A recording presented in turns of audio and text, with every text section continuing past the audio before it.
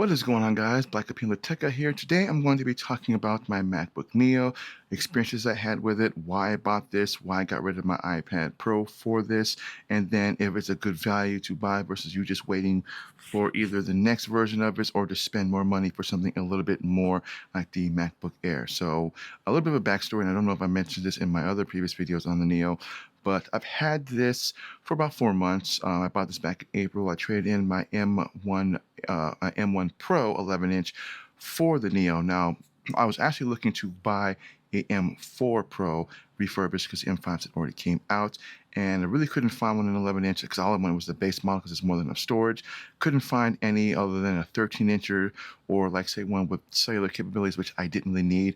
And then the MacBook Neo came out, and a lot of content creators were talking about it. Apple was talking about it, and I really wasn't in the market for buying another laptop, as I haven't had a laptop in like decades. I started buying iPads when they first came out and have been using them ever since, so I didn't really need a laptop and couldn't really find anything. And so I decided to trade in my M1 Pro for the MacBook Neo. This is the base model. This is an indigo blue, as you can see from the color right here on the trackpad.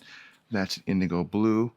Now, this is just a skin that I bought for this. I had this on it for about 2 months, and the reason why I didn't buy the Touch ID is because I have an Apple Watch. So for those of you that already have a MacBook, already know this, you can basically unlock your Mac with your Apple Watch. As long as you have it on and it's near it, that works perfectly fine. I don't need Touch ID for that, as I always have my Apple Watch on. And any type of transactions that I do with Apple Pay, again, I can double tap on my watch and it'll automatically do it on the MacBook. Now, I don't need the 512 version of it because I have a dock and I have external hard drives that I can plug into this, and it works perfectly fine. Now, yes, when it comes to plugging in devices, obviously you've got your USB 3.0, which is the one to use to plug in and charge, as well as use for your display port. And then you got the USB 2.0 that you could use for pretty much any other peripheral that you want to plug into it. That's neither here nor there for me. I didn't really care because I was always going to have a dock anyway. And so that was perfectly fine. Now, I took this with me to VidCon, and it worked perfectly fine. I used this for pretty much editing all the videos that I had down there. I also used this to edit a few videos, especially when I'm shooting off my FX30, as well as shooting my Insta360s. And again, it works perfectly fine. I have Chrome on this. I have Safari on this. I also have Microsoft Office.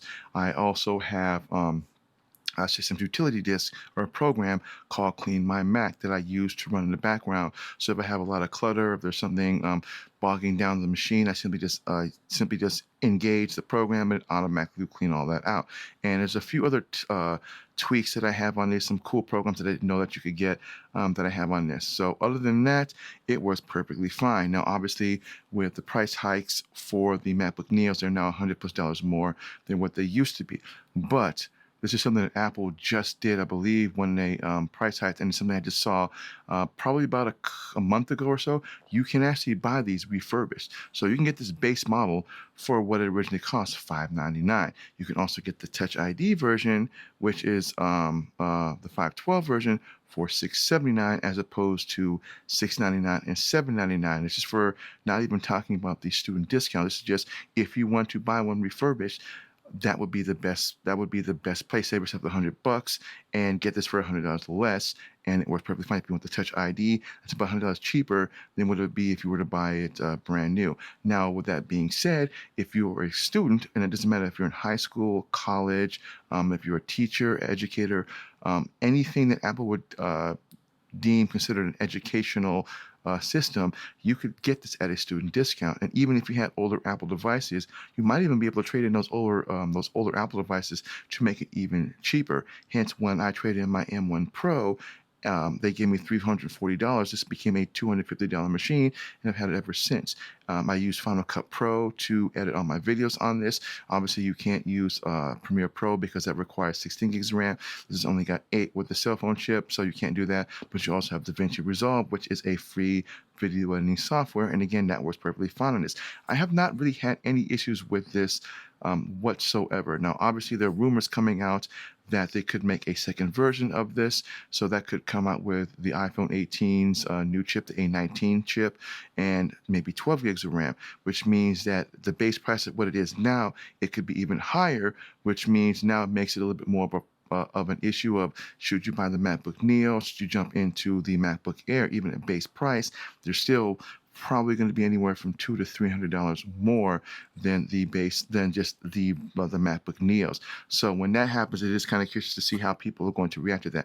But if you're looking for a good Apple laptop, or you're trying to get into the Apple ecosphere and you already have an iPhone and an iPad and all that, but you don't want to spend a lot of money on the MacBook Air, the MacBook Neo is definitely fine. It works everything that you need to do. It checks up pretty much all the boxes at half the price.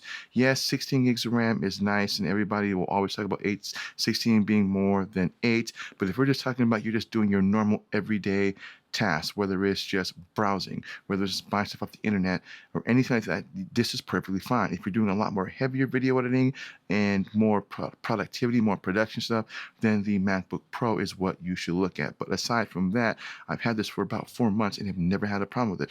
It works flawless. Now, obviously, when it comes to battery life, they'll tell you 16 hours. I've actually been able to get like a day and a half out of this, and that's just with me just leaving it sitting on my desk open, running some running Twitch, watching people live streaming, or just watching YouTube videos while I'm on my PC, and I've never had a problem with it. So it's something I would definitely recommend looking into if you're looking to buy your first Apple laptop. Otherwise, for me, as my experience with it, can't say nothing bad about it. It works perfectly fine. You're always going to have somebody who's always going to nitpick on it, but that outweighs the fact that it's still the best value. Yes, even though it is $100 more than what it used to be. Again, refurbished is actually cheaper, because I'm looking at the Apple website right now, and you could get a MacBook Neo A18 Pro refurbished $599.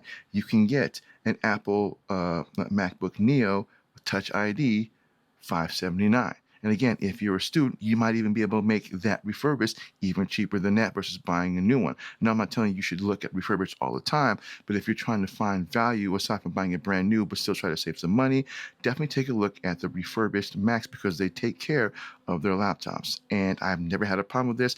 Works perfectly fine. If they do come up with a second version of this, I don't really think I'll see myself buying it unless I'm doing something beyond what this machine is capable of, but it works perfectly fine. It edits all my videos fine. I'm learning Final Cut Pro on it, and I think that it's still the best value for what you can get in a laptop. Now, obviously, yes, there's Windows alternatives to this, but if you already have a iPhone and you're a Windows user, then the MacBook Neo works perfectly fine. It'll do all your photos, iCloud, all of that. It works perfectly fine. I've also made a video on how you can actually use image capture on this to pretty much download all your photos from your phone to this by plugging it in. So if you haven't seen that video, I'll drop a link down below for that one.